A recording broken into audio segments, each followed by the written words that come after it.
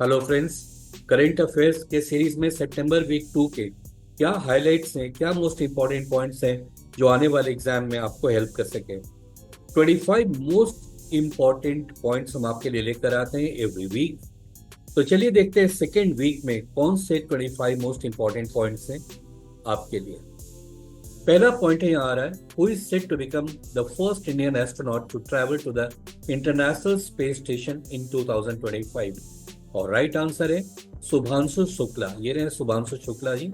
इनके बारे में थोड़ा और पढ़ लेते हैं। So group captain Shubhanshu Shukla of the Indian air force has been selected to pilot the Axiom 4 mission to the International Space Station in 2025, marking a historic achievement as the first Indian astronaut to embark on this journey. Next point आ रहा है यहाँ film world से, जहाँ 55th international film festival of India ये होने जा रहा है। आपको बताना है कि क्या है वेन्यू उसका, और उसका वेन्यू है गोवा। और यहाँ पे देखिए इसका takeaways. The 55th edition of the International film festival of India will take place in Goa from November 28 to 28, 2024. This prestigious event will introduce a new section called the Best Debut Indian Film section, aimed to promoting young film makers. जी हाँ, जो नए film makers होंगे, जो अभी भी नई पहली बार अपना फिल्म बना रहे हैं, उनके लिए भी एक कैटेगरी दिया गया है। उसमें भी जो बेस्ट परफॉर्मर होंगे उनके लिए भी अवार्ड दिया जाएगा। बाकी और अवार्ड सारे पहले से तो है ही। अगला पॉइंट आ रहा है, which country has secured hosting rights for the 2026 Commonwealth games. जी हाँ, ये वेन्यू बदल गया है, इसलिए बहुत इंपॉर्टेंट पॉइंट है। पहले ये ऑस्ट्रेलिया में होने वाला था, मगर अभी कोई कारण से वहां नहीं होगा।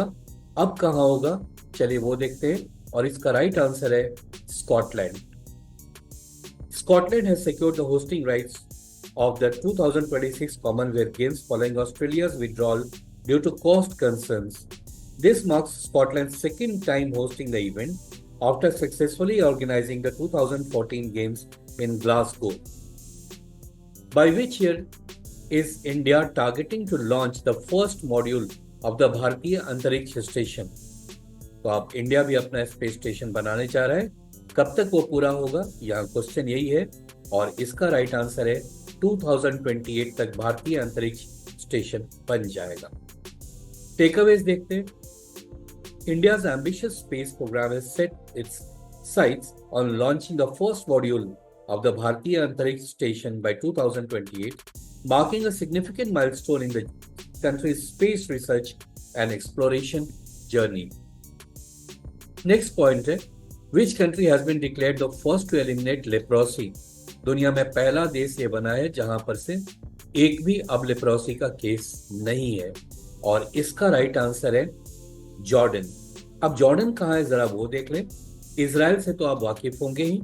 ये रहा इजराइल, ये इजराइल। और आजकल तो लेबनान भी बहुत न्यूज में है, क्योंकि इजराइल और लेबनान में काफी तेज टक्कर हो रही है। तो ये इजराइल रहा, और इजराइल के नॉर्थ में यहाँ पर ये लेबनान है। ठीक है, इस जगह पर सीरिया है, और एक एरिया सीरिया का गोलन हाइट्स अब ये इजराइल के पास है बहुत समय से। और ये कंट्री है जॉर्डन, जिसके बारे में अभी जिक्र हो रहा है। यहाँ पर जॉर्डन रिवर है, और यहाँ पर एक डेड सी है। यहाँ ये सब बातें जरूर याद रखिएगा। और कुछ और इस नक्शे में इंपॉर्टेंट प्लेसेस हैं जो आपको बहुत इंपॉर्टेंट है, आपको याद रखना पड़ेगा। इजराइल के इस एरिया में वेस्ट बैंक है, सॉरी गाजा पट्टी है यहाँ पे, जहाँ पे हमस के साथ इनकी लड़ाई चल रही है। और ये रहा वेस्ट बैंक। और इसी वेस्ट बैंक पे, ये वेस्ट बैंक इसलिए कहा जाता है क्योंकि ये जॉर्डन रिवर के वेस्ट साइड में पड़ता है। जॉर्डन रिवर यहाँ पर है, राइट। और ये रहा वेस्ट बैंक, और ये कैपिटल हो गया इजराइल का। ये सारी बातें आपके लिए बहुत बहुत इंपॉर्टेंट है, और उम्मीद है आप इसे याद रखेंगे। तो आइए इसके आगे का टेकअवेज देखते हैं। टेकअवेज क्या है यहाँ पे, और यहाँ पे टेकअवेज आ रहा है कि Jordan has achieved a significant public health milestone by being declared the first country to eliminate leprosy as recognized by World Health Organization. Capital क्या है जॉर्डन का, अम्मान। नाउ नेक्स्ट पॉइंट आ रहा है, In which metropolitan region did Niti Aayog propose to develop edu cities to enhance higher education? So higher education को बढ़ावा देने के लिए नीति आयोग ने एडियो सिटीज को डेवलप करना शुरू किया है। तो ये कहाँ पर ये डेवलप हो रहा है, क्वेश्चन यही है। और इसका राइट आंसर है मुंबई में। मुंबई में एडियो सिटीज बनाया जा रहा है। NITI Aayog has proposed to develop एडियो cities in Mumbai metropolitan region to enhance higher education and boost its status as a leading education hub. Now friends, आप यहाँ मार्क कीजिएगा, ऐसे जो भी एजुकेशन से रिलेटेड पॉइंट्स हैं वो यूजीसी नेट जेआरएफ के लिए भी बहुत इंपॉर्टेंट है, क्योंकि उसके पेपर 1 का एक मेजर सेक्शन है और वो है हायर एजुकेशन। तो ये बहुत लाइकली क्वेश्चन है आने वाले नेट जेआरएफ एग्जाम के लिए। नेक्स्ट आ रहा है, which state won the most awards at the 4th global renewable energy investors meet? तो ये किस स्टेट को मिला है? और इसका राइट आंसर है बी, गुजरात। सो यहाँ पर देखिए 4th global renewable energy meet हुआ है और जो कि गांधीनगर में हुआ है और सबसे ज्यादा अवार्ड्स मिला है वो मिला है गुजरात को। So at the 4th global renewable energy investors meet, Gujarat stood out by winning the highest number of awards, showcasing its leadership by renewable energy and wind power capacities. Next आ रहा है वर्ल्ड क्लीनिंग डे कब मनाया जाता है? World cleaning day, और इसका right answer है A option, September 20th. So World Cleanup Day was celebrated on September 28th, marking its inaugural event. This day aims to raise awareness about the importance of cleanup efforts in promoting sustainable development. The United Nations General Assembly adopted a resolution proclaiming this date as World Cleanup Day. तो ये शुरुआत किन्होंने किया है? वह United nation general assembly ने इसे start किया है और ये इनॉग्रल है, यानी पहली बार ये मनाया जा रहा है September 28 को। नेक्स्ट है, where was World Food India 2024 inaugurated? World Food India, और वो कहां पर हो सकता है? जहां देश के सबसे ज्यादा स्वादिष्ट स्ट्रीट फूड मिलते हैं, और इसका राइट आंसर है new Delhi. So world Food India 2024 was inaugurated in new Delhi and organized by Ministry of Food Processing Industries, bringing together over 90 countries. यहाँ 90 से ज्यादा कंट्रीज ने पार्टिसिपेट किए हैं, with Japan as the partner country and Vietnam and Iran as focus countries. The event also introduced Swad Sutra, a culinary contest showcasing regional dishes from across India, promoting India cuisine on the global stage. Next point आ रहा है, by which year is India planning to achieve a moon landing as part of the Chandrayaan 4 mission? So Bharat एक और country के साथ मिल करके Chandrayaan 4 mission बनाने जा रहा है, और वो मिल रहा है यहाँ पर। अगर आप मैप पहचानते होंगे, ये फ्लैग का अगर पहचानते होंगे तो ये है जापान का फ्लैग। तो ये होगा पूरा 2040। टेकअवेज देखते हैं। The union Cabinet approved the Chandrayaan 4 mission. A key aspect of this mission is to establish foundational technologies for an Indian moon landing, planning for the year 2040. This initiative is part of broader vision for India's space program, which includes the establishment of an Indian space station by 2035 and enhancing capabilities in lunar exploration and sample collection. ये जरूर याद रखिएगा, India collaborate कर रहा है इस mission के लिए जापान के साथ। नेक्स्ट पॉइंट आ रहा है, which country mark 75th year of diplomatic relation with India commemorated by joint stamps? तो एक स्टैम्प भी निकाला गया है, तो इंडिया का डिप्लोमेटिक रिलेशन कंप्लीट हुआ है 75 ईयर्स। तो ये किस कंट्री के साथ हुआ है? और इसका राइट आंसर है Romania. So India and Romania celebrated 75th year of diplomatic relations, symbolized by the release of a joint commemorative stamp. Now, what is the name of the vehicle that ISRO is developing to enhance India's space capabilities? So ISRO is developing to enhance India's space capabilities. तो उस vehicle का नाम क्या है? और वो है A option यहाँ पर next generation launch vehicle. So the Union Cabinet has approved the development of the next generation launch vehicle to bolster India's space capabilities.